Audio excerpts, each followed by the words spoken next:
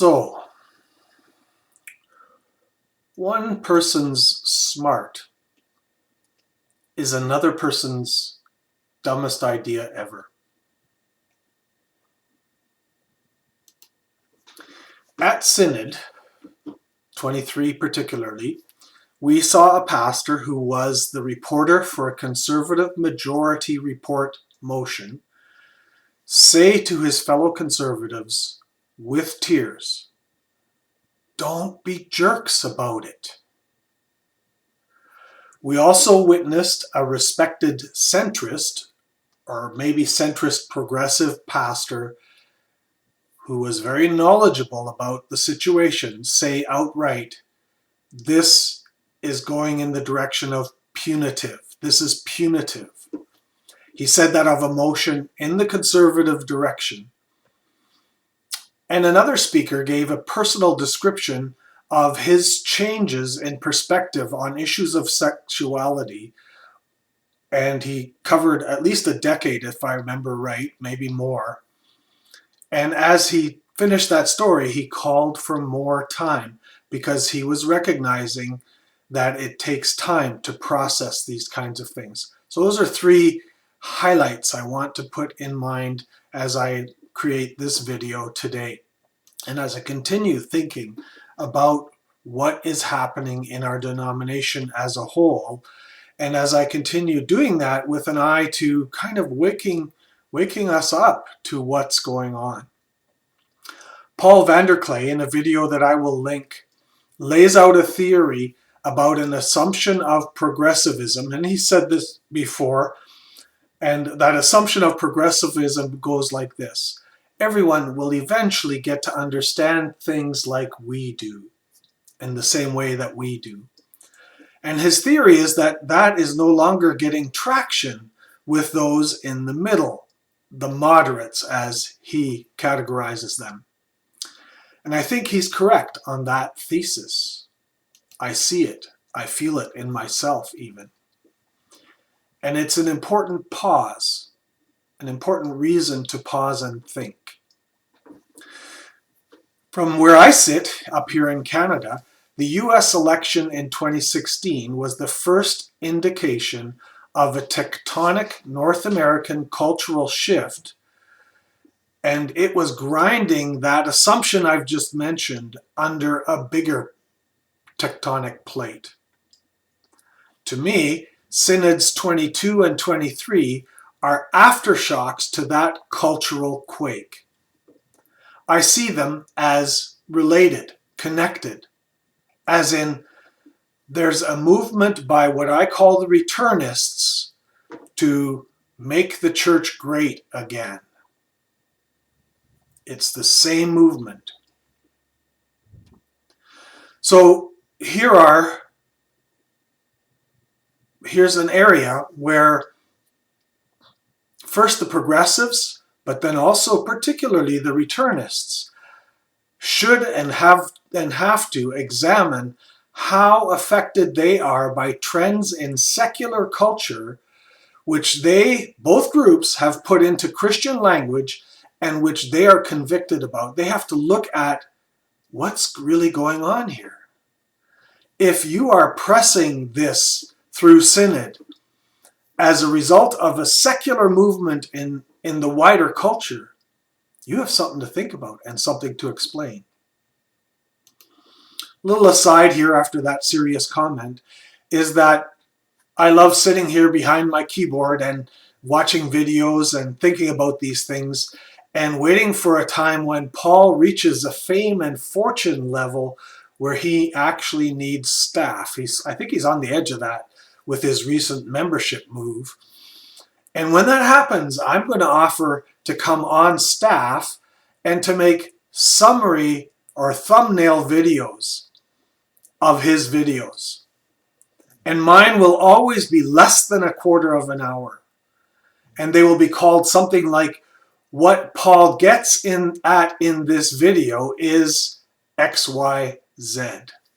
Or I also like to think of it as Peter's Digest edition of Paul Vanderklay.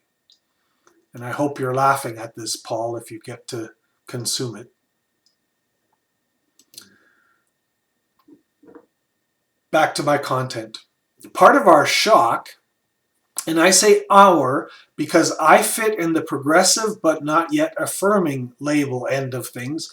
And yes, we all despise to some degree these labels, especially when others attach them to us, but they are still helpful in placing people in their thinking and helpful in listening. I'm finding that because I push back against the conservatives, they make an assumption that I'm affirming. Incorrect. Okay, so smarten up. Part of our shock is this shift in who we are and how some of us get things done. There's this feeling that this is not how we do things, which I think even was expressed somewhat on the floor of Synod. And it is a crisis of our assumptions.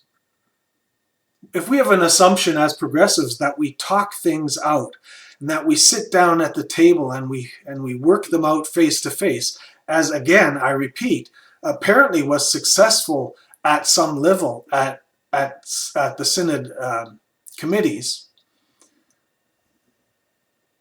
that assumption is in crisis. It's being challenged. When we hear and read of conservatives who say, yeah, we had the votes, so why spend time talking? A proper alarm should register for us. We can't believe at some level that Christians can believe what the returnists say is right and effective. And so we all sit here and we have to challenge our own assumptions and clarify them.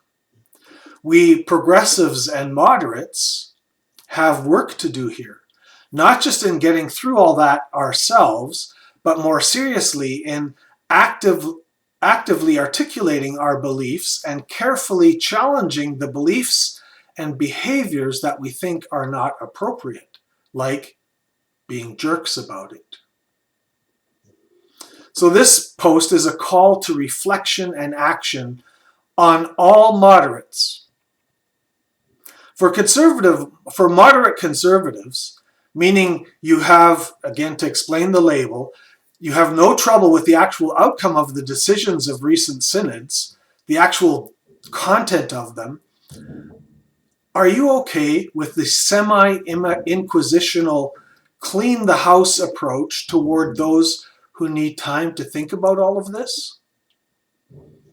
If you are not, as a moderate conservative, comfortable with that, the well-being of the CRC needs you to speak up and take action against that part of it. So you're not disagreeing with the decisions, but how they've come about and how people who need time to think are treated in them.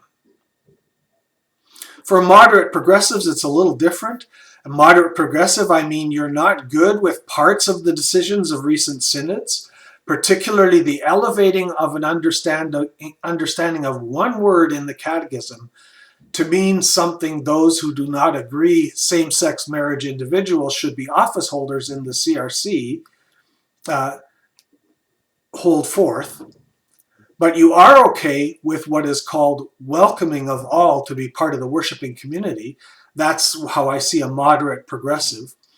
You need to begin to articulate more clearly why you think that way, and you need to do it calmly and rationally, and along with the rationally, with scripture and story support.